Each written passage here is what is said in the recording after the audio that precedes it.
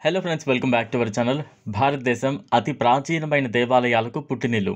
హిందూ మత విశ్వాసాల ప్రకారం మోక్షాన్ని పొందాలంటే తీర్థయాత్రలు చేయడం తప్పనిసరి అని తెలుస్తోంది.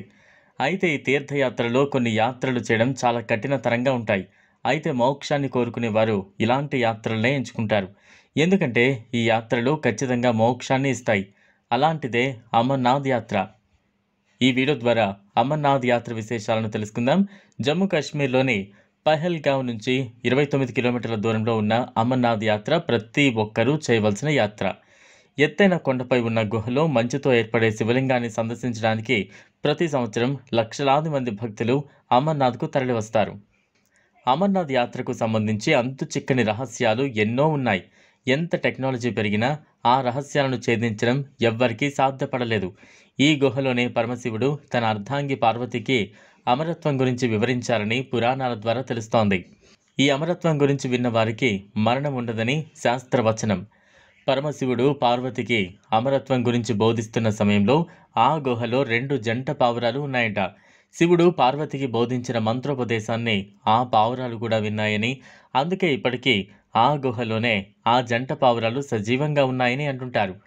మంచులింగ దర్శనానికి వెళ్ళిన వారు అనుభవపూర్వకంగా చెప్పే ఈ మాటలు వింటే ఆధ్యాత్మిక భావంతో మనసంతా పులకరిస్తుంది. హిందూ పురాణాల ప్రకారం పరమశివుడు 3వ కన్ను తెరవడం వల్లనే ఈ గుహ ఏర్పడిందని, ఇక్కడి శివలింగం సహజంగానే పెరుగుతోంది కాబట్టి దీనిని సహజలింగమని అంటారని తెలుస్తోంది. అమర్నాథ్ స్థల పురాణం ప్రకారం పరమశివుడు భూమి, నీరు, గాలి, నిప్పు, ఆకాశం అనే పంచభూతాలను ఈ గుహ పరిసర ప్రాంతాల్లో వదిలిపెట్టారని, అందుకే ఈ ప్రాంతాన్ని పంచతరణి అని కూడా పిలుస్తారని తెలుస్తోంది.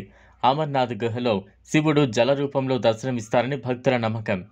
అమర్నాథ్ వద్ద ప్రవేశించే పంచనదుల సాక్షాత్తు శివయ్య జటాజూటం నుంచి ప్రవహించాయని నమ్ముతారు. ఇందుకు సాక్ష్యంగా అమర్నాథ్ గుహలోని శివలింగం దగ్గర నుంచి ఎప్పుడూ నీరు ప్రవహిస్తూనే ఉంటుంది. ఈ నీరు ఎక్కడి నుంచి ప్రారంభమవుతుంది, ఎలా వస్తుంది అనేది ఇప్పటికీ అంతు చిక్కని రహస్యంగానే మిగిలిపోయింది. శివయ్య చెప్పే అమరత్వం రహస్యం విన్న వారికి మరణం అనేది ఎప్పటికీ సంభవించదని అంటారు. కానీ అమరత్వం అంటే మరణం లేకపోవడం కాదు. మనిషై పుట్టాక మరణం తప్పదు.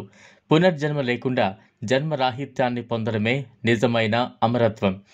అంతేకాదు, గొప్ప గొప్ప పనులు చేసి మరణించిన వారిని అమరజీవులు అని అంటారు.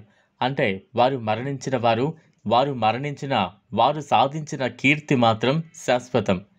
ఈ వీడియో మీకు నచ్చినట్లయితే లైక్ చేయండి, షేర్ చేయండి, ఛానల్ను సబ్స్క్రైబ్ చేసుకోండి. Thanks for watching.